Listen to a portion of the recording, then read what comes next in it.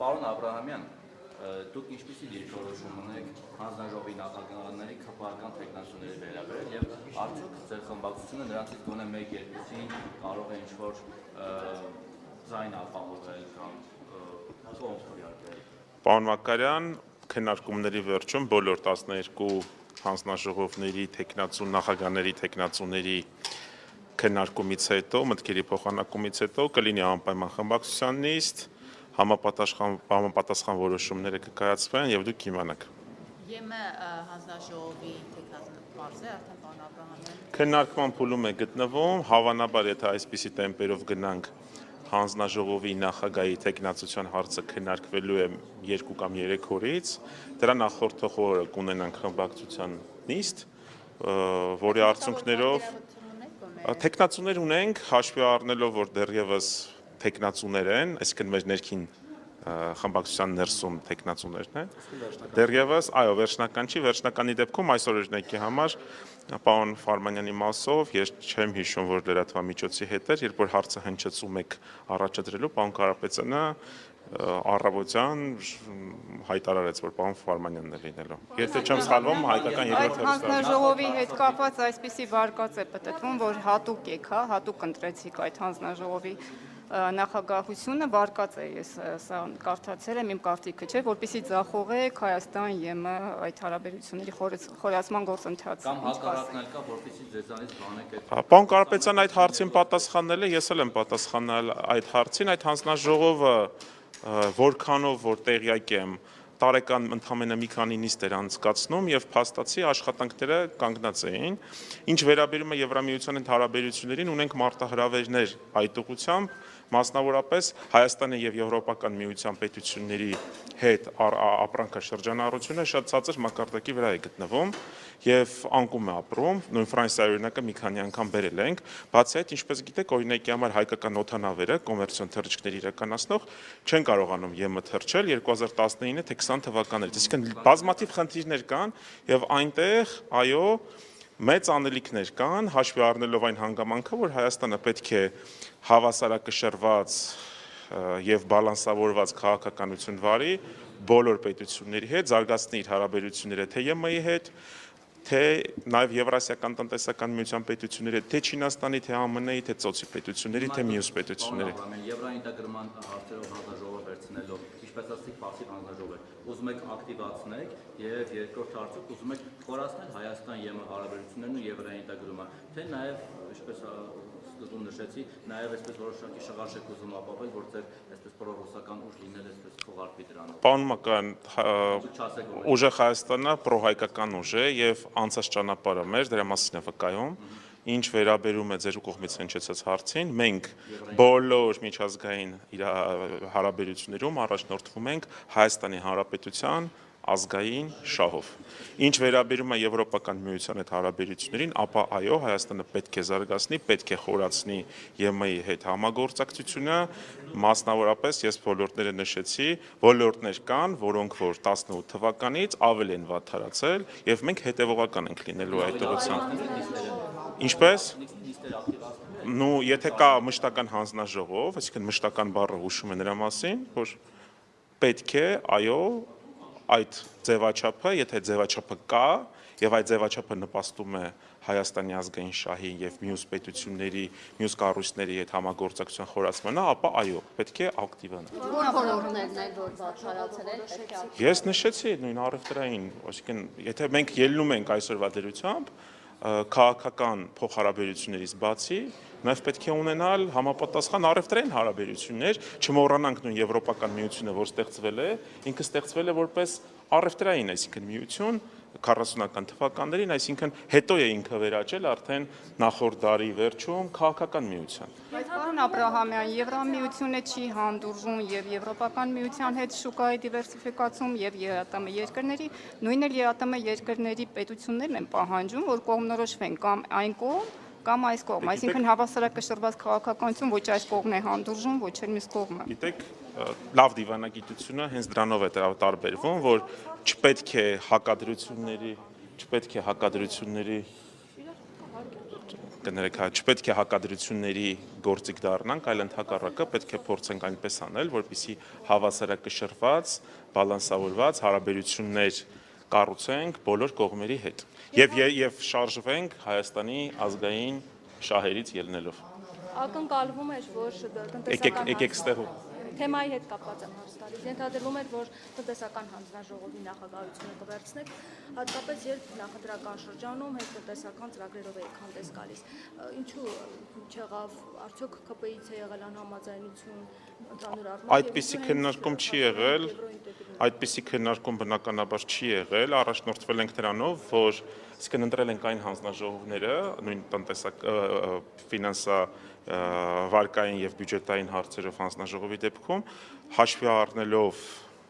բյուջեի ծախսման արդյունավետության բարձրացումը եւ խորհրդարանական վերահսկողության անհրաժեշտությունը այդ ուղղությամբ որոշում է կայացվել ընտրել այդ հանձնաժողովը եւ հետեւողական ենք լինելու, որ այդ հանձնաժողովում այդ հանձնաժողովը օգտագործելով նաեւ թափանցիկությունը մեր հասարակության հետ մեր հասարակության առջև, այսինքն թափանցիկությունը բարձրանա պետական միջոցների ծախսի։ ԿՊԻ կողմից անհամաձայնություններ, խոչընդոտներ ստեղծվեն հանձնաժողովի նախագահությունը վերցնելու մասով։ Կտեսնենք, սենց ասենք, այս հարցերը չեն քննարկել, մինչև հիմա քվեարկություն չի եղել, պարոն Ֆարմանյանի տեխնացությունը նոր է ներկայացվել եւ կտեսնենք արդեն հարցերի բովանդակությունից հետո երևի արդեն համապատասխան խմբակցությունների ղեկավարները եւս իրենց դիրքորոշումները կհայտնեն։ Քիչ առաջ պարոն Կիրակոսյանին պատասխան։ Եվրոինտեգրման հետ է կապված, եթե մեջ բերեմ պարոն Կարապետյանի խոսքերը, լուրջ մտահոգություն է առաջացնում այն փաստը, որ Հայաստանի գործող իշխանությունները ուղղություն են վերցրել դեպի եվրոինտեգրում 2025 թվականի ապրիլի 14-ին հայտարարել է պարոն Կարապետյանը, Սամվել Կարապետյանի մասին է խոսքը։ Հիմա ձեր քաղաքական ուժի ղեկավարը ասում է, որ լուրջ մտահոգություն է եվրոինտեգրումը։ Դուք իրարից անկախ եք գործում, պարոն Սամվել Կարապետյանը մտահոգիչ է համարում, որ Հայաստանը դեպի եվրոինտեգրում ուղղություն է վերցրել, դուք հիմա այդ հանձնաժողովը վերցրել եք, որ ինչ անեք, ի հակառակ պարոն Կարապետյանի գործեք, թե այնպես անեք, որ Հայաստանը չգնա Եվրոպա եւ այդ մտահոգությունները, որը ունի ձեր ղեկավարը, չեզոքացնեք։ Պարոն Կիրակոսյան, կրկնում եմ, որ պետք է առաջնորդվել Հայաստանի Հանրապետության ազգային շահից եւ ստեղծված իրավիճակից, տեսեք, ունենք այնպիսի իրավիճակ, որը որ ներկայացրեցի, թղթի վրա, այո, ընդունվել է օրենք եվրոինտեգրման մասին, բայց հողի վրա որևիցե բան չի արվում։ Պարոն Կարապետյանը այդ միտքը արտահայտել է, հաշվի առնելով նաեւ անհանգամանքը, որ մենք ունենք առևտրային հարաբերություններ ԵԱՏՄ-ի հետ եւ ԵԱՏՄ-ի հետ ապրանքաշրջանառությունը աճում է, ԵՄ-ի հետ անկում է ապրում։ Եթե մենք, այսինքն Հայաստանի Հանրապետությունը որոշում է ինչ-որ ուղղությամբ առաջ շարժվել, պետք է մեն թղթի վրա չլինի եւ չպետք է հակադրությունների գործիք դառնա։ Պետք է հստակ ծրագիր, պետք է հստակ, եթե նման ճանապարհային քարտեզ առաջին հերթին Հայաստանի ազգային շահը հաշվի առնելով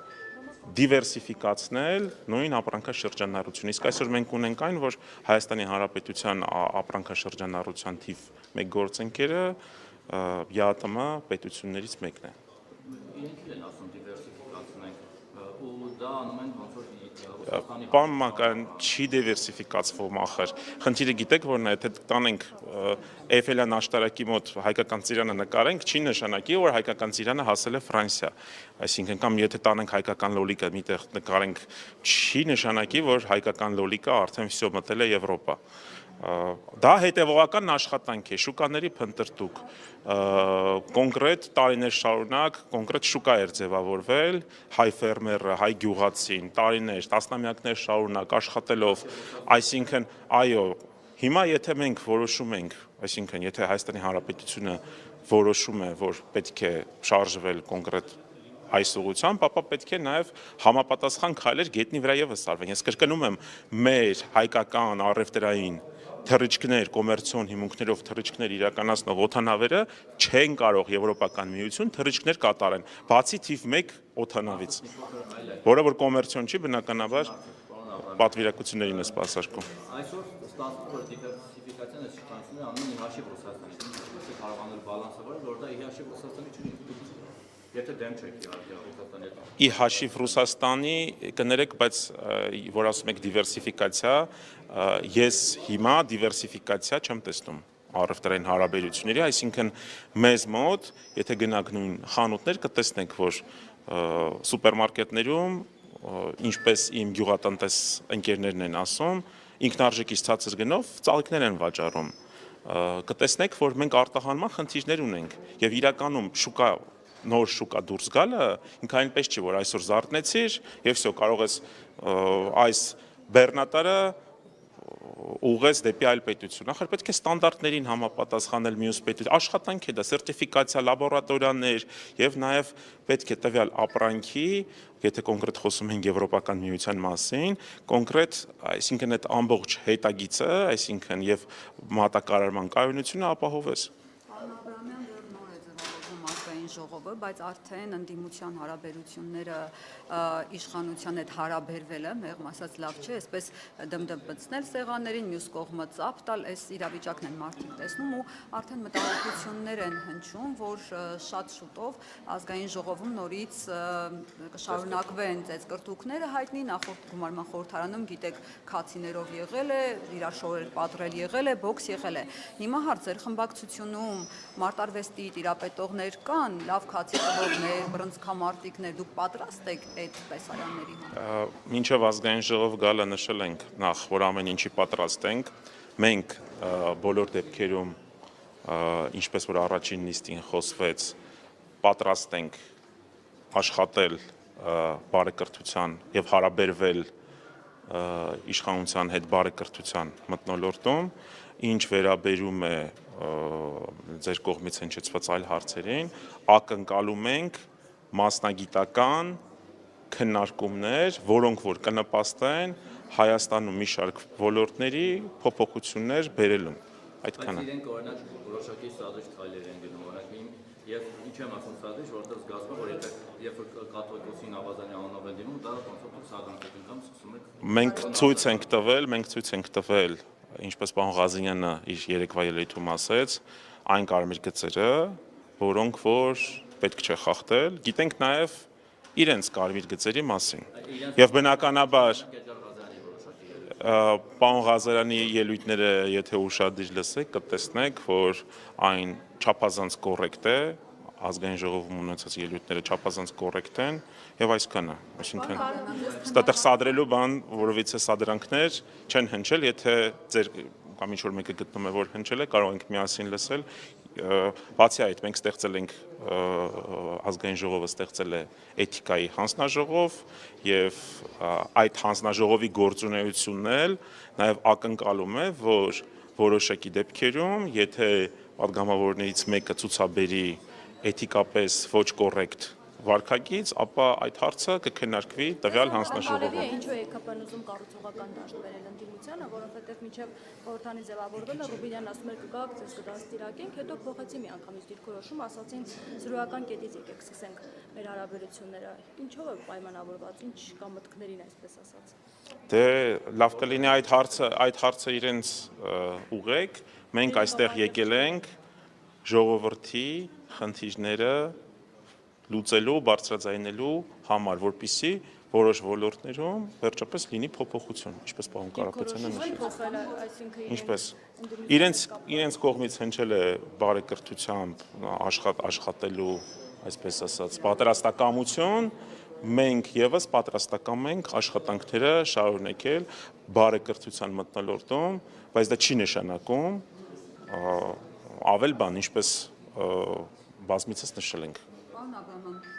Ճիշտ ենք հասկանում, որ դուք հակված եք կառուցողական ընդդիմություն աշխատել, որտեղ սրա հետ կապված նույնպես կա քննադատություն ձեր աջակիցների կողմից, որոնք ձեզ ասում են 340,000 ձայն, մենք ձեզ տվել ենք, որ գնաք կոշտ լինեք, բիրտ լինեք ավելի, Փաշինյանին հեռացնեք, քարի-քարին չթողնեք, ոչ թե կոպիտ ասած ԿՊ-ի մոտ ընդդիմություն աշխատել։ Այդ ձևակերպումը շատ սխալ ձևակերպում է, այսինքն դա